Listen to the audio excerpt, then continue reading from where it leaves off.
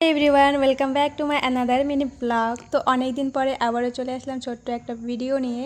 আর এই ভিডিওটা আমার ফোনে অনেক দিন থেকেই ছিল, আর আমি এতটা লেটখোর কি আমি ভাবতেই চলে গেছে এক সপ্তাহ। তো ফাইনালি আজকে আমি পোস্ট করতে চলেছি। তো তোমরা পুরো ভিডিওটা কন্টিনিউ করো। তো এখানে দেখো আমি শাড়ি দেখছিলাম, এই শাড়িটা কীরকম লাগছে তোমাদের অবশ্যই কমেন্টে জানিও। তারপর চলে গিয়েছিলাম ফার্নিচারের দোকানে, যেহেতু আমি ভিডিও করতে একদম মনেই থাকে না, কি আর বলবো, ওটা চলে গেছে। তারপরে আমাদের বাড়িতে যেহেতু গৃহপ্রবেশের পুজো ছিল, এখানে আমি মশলা নিয়ে নিয়েছি। তো দেখো তারপরে ফলও নিয়ে নিয়েছি আর চলে গেছি পরের দিন সকালবেলা। আর এখানে গেছিলাম পিয়ালিদের ছাদে, কারণ আম পাতা নিতে হাত দিয়েই নাগাল পাওয়া যায়, সেই কারণে আমি এখান থেকে নিয়ে নিলাম। কত সুন্দর তাই না?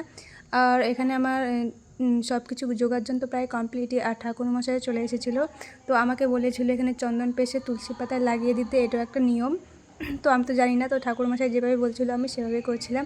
তারপরে এখানে দেখো ফলগুলো কেটে নিচ্ছিলাম, আর তরমুজটা এত ভারী ছিল কি আর বলবো। তারপরে আমি কাটতেই পারতেছিলাম না, সেই ক্লিপটা তোমাদের সাথে শেয়ার করলাম না। শেয়ার করলে তোমরা হাসতে, আমি চাই না তোমরা আমাকে দেখে হাসো। তোমরা দেখতেই পাচ্ছ এখানে আপেলগুলি মানে অনেক কষ্ট করে কেটেছি। ফাইনালি সব জোগাড়ের জন্য তো কমপ্লিট। এখন আমি আবারও চন্দন পেষছি, কারণ আরও লাগবে।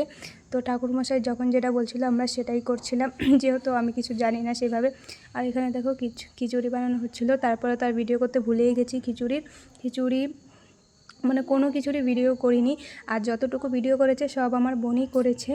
তো সেটাই হচ্ছে বড় কথা। আমি তো মানে প্রচুর বিজি ছিলাম, যেহেতু বাড়ির পুজো, তো ভাবতেই পারছো কতটা ব্যস্ত থাকবো যেহেতু। তারপরে দেখো এখানে আমি পঞ্চপ্রদীপটা জ্বালিয়ে দিচ্ছিলাম, আর এখানে ঠাকুরমশাই যজ্ঞের আগুনটাও ধরিয়ে দিয়েছিল। তারপর ধূপকাঠি যেহেতু শেষ হয়ে গেছিলো, আমি আবার নতুন করে জ্বালিয়ে নিলাম। প্রায় সব কিছু পুজো প্রায় কমপ্লিট। এখন অন্য একটা নিয়ম হবে, এটার বিষয়ে তো আমি কিছুই জানি না, তো ঠাকুরমশাই বলছিল তাই আমরা করছিলাম। তো তুলসী তলায়ও একটা নিয়ম ছিল, সেটাও করে নিলাম। তো যেহেতু আমাদের বাড়িতে এটাই প্রথম গৃহপ্রবেশের পুজো, তার জন্যই আমি জানি না, ঠাকুরমশাই সব কিছু বলে দিচ্ছিলো। তো এখানে সূর্য প্রণাম করে নিলাম, তারপরে চলে গেলাম উঠোনে। যেহেতু আমাদের মানে ঘরটা এরকম হয়েছে যে আমরা ঘরে চারদিকে ঘুরতেই পারবো না, তার জন্য সেই কাজটা আমরা উঠোনে করে নিয়েছি। তো উঠোনে আমরা কীর্তনটা করে নিয়েছি, তারপর চলে গেলাম ঘরে। এখন সব কিছু এই যে এখানে ওরা কোথা থেকে মাঝখান থেকে চলে আসলো আমি টেরই পাইনি। তো এখানে সবাই আমরা বসে গেছি। এখন যে পুজো শুরু হয়ে গেছে, তোমরা দেখতেই পাচ্ছ।